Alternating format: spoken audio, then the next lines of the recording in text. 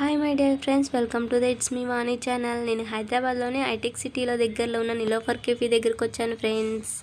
మీరు కూడా ఎప్పుడైనా వచ్చారు ఇక్కడికి? రాకపోతే రాండి, ఓకేనా? రాండి, చూసి ఎంజాయ్ చేయండి, ఓకేనా? కానీ కెఫీలోకి మాత్రం మనీ ఉన్న వాళ్ళు, రిచ్ పీపుల్ మాత్రమే వెళ్ళగలరు.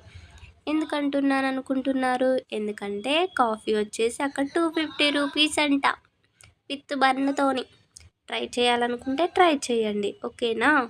నేను ట్రై చేయలేకపోయాను ఫ్రెండ్స్. 250 పెట్టి ఎందుకో ఆలోచించాను, ఇంట్లో ఏదో ఒకటి వస్తుందిలే అని.